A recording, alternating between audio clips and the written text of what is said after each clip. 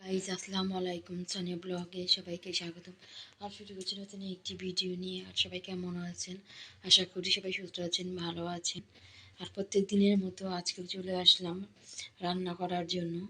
আর রান্না তো মেয়েদের ওটাই তো আগে, সংসারের কাজকর্ম আগে। আর এদিকে আমি রান্না টান্না করার জন্য আর এদিকে তরকারি মারকারি সব কিছু কেটে নিয়েছি। আর এদিকে মাছও ধুয়ে নিয়েছি। আর আমি আজকে রান্না করবো বোয়াল মাছ। আর এদিকে হচ্ছে সবজি, এই যে মিষ্টি কুমড়া দিয়ে, সিম দিয়ে, আলু দিয়ে, তারপরে কফি দিয়ে, এই শুটকি, পুঁটি মাছের শুটকি দিয়ে রান্না করব। আর হচ্ছে বোয়াল মাছ ভুনা করবো। আর এদিকে তো চুলার মধ্যে কড়াই দিয়ে দিয়েছি, এদিকে তেল ঢেলে দিচ্ছি। আর মেয়েদের তো কমন রান্না করা, এটা তো করতেই হবে। আর প্রত্যেকদিন খেতে তো হবে, না খেলে তো আর রান্না করা দরকার নেই। কিন্তু খাওয়া ছাড়া কি আর মানুষ থাকতে পারে বলেন?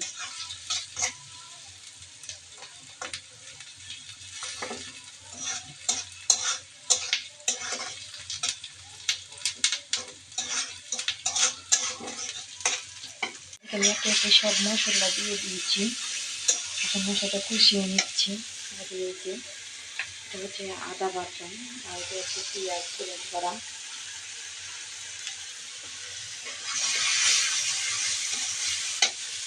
মাছটা কষাচ্ছি, কিন্তু হালকা একটু পানি দিয়েছি কষানোর জন্য। বোয়াল মাছটা কষানো হয়ে গিয়েছে, এখন জল দেবো। আর দিকে ঝোল দেওয়া হয়ে গিয়েছে, আর এখন আমি ঢেকে দেবো।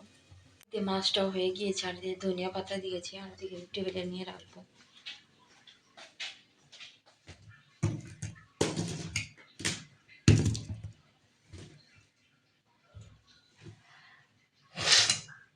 পুঁটি শুটকি বাসায় বানানো।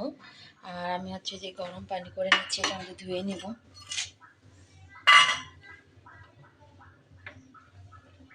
তো গরম পানি দিয়ে ধুয়ে নিলাম। শুটকিটা আমি একটু তেলে ভেজে নেব। দেখুন, সবজির জন্য মশলাটা কষিয়ে নিচ্ছি।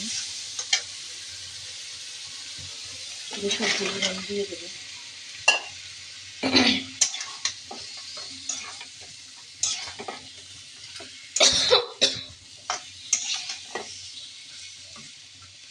আর এখন কষিয়ে নেব। সবজিটা কষানো সেই সময় জল দিয়ে দেবো।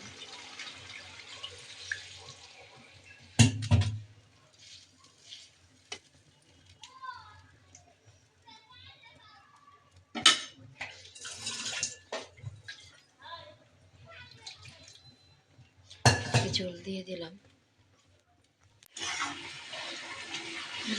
সবজিটাও হয়ে গিয়েছে, আমি এখন ধনিয়া পাতাগুলো দিয়ে দেবো। আর দিকে সবজিটা হয়ে গেছে, আর আমি দিকে ধনিয়া পাতাগুলো দিয়ে নামিয়ে নিয়েছি।